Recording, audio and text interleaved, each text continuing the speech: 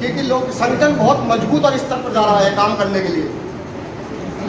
संस्था के 2-3 उद्देश्य हम दिल्ली प्रदेश में लेकर चल रहे हैं। पहला उद्देश्य गाइडेंस एंड काउंसलिंग। जो हमारे बच्चे पढ़ जाते हैं, 12वीं पास कर जाते हैं, उनको हम गाइडेंस किस प्रकार से दें, उसमें हम अभी चर्चा कर रहे हैं।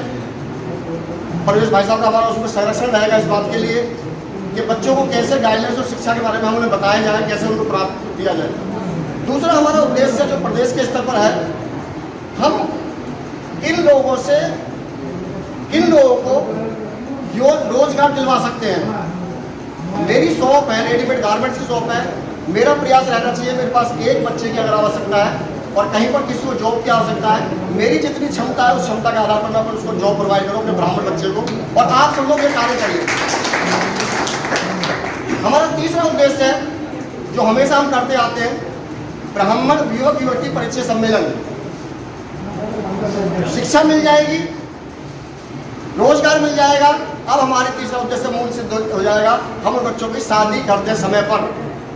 तो हमारी संस्था का तीसरा उद्देश्य है, जब हम ये तीनों काम भलीभूत तरह से कर देंगे तो मैं नहीं मानता कि हम संगठित नहीं होंगे। हमें किसी आरक्षण की कोई आवश्यकता नहीं है, आरक्षण से हमें कोई लाभ नहीं मिलेगा, हमें आरक्षण से त्रुटि ही मिल रही है, नुकसान ही हो रहा, समाज का कुछ नहीं मिल रहा है इससे। मेरा आप सभी लोगों से आग्रह है कि आप लोग संस्था के साथ ज़्यादा से ज़्यादा जुड़िए, अपने ब्राह्मण बंधुओं को जोड़िए। बहुत खाली हमने खीर पूड़ी, नहीं पहननी माला, नहीं पहनने हमने शॉल, नहीं लगाने हमने बैनर पोस्टर होर्डिंग, हमें कोई आवश्यकता नहीं। हमें संगठित होना है, हमें उन राजनीतिक पार्टियों को दिखाना है कि हम संगठित हैं।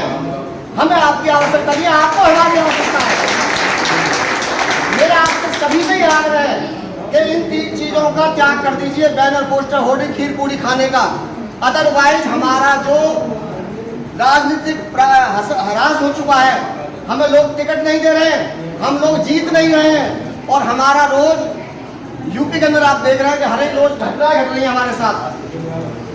तो मैं आप सब लोगों से आग्रह करता हूं, संगठित रहिए, एक आवाज पर जहां कोई कहीं पर भी बुलाता है 5 आदमी तो कम से कम वहां खड़े हो जाइए।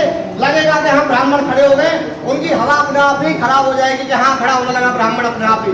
तो ये आप संस्था ग्रहण कीजिए। हमने संस्था का शुल्क इसलिए ही 100 रुपये रखा है। आजीवन संस्था का शुल्क 1100 रुपये है। हम नहीं मान रहे, हम दिल्ली प्रदेश में नई चीज चला रहे हैं कि 100 रुपये ही हम अपने संस्था का शुल्क लेकर सदस्यों को ज्यादा से ज्यादा संस्था का जोड़े। ऐप के द्वारा चल रहा है, कुटुंब ऐप है, हमारे बहुत सारे ऐप हैं, और दूसरा हमारा एक अभी वेबसाइट का डेवलप का काम चल रहा है, हम उस पर कार्य कर रहे हैं। अशोक इंजीनियर साहब हमारे काम कर रहे हैं उस पर। कुछ कमियां हैं, आप लोग लिखते नहीं है व्हाट्सएप पर, मुझे बड़ा अचंबा है इस बात का। हम बहुत कुछ लिखते हैं, मैं अशोक इंजीनियर साहब बहुत कुछ लिखते हैं, आपसे क्यों लिखते हैं? हमें आपसे जानकारी मिलनी चाहिए, कहीं कोई समाज में घटित तो नहीं, और हम क्या इसमें सुधार कर सकते हैं, अपने विचार जरूर प्रकट करा करें।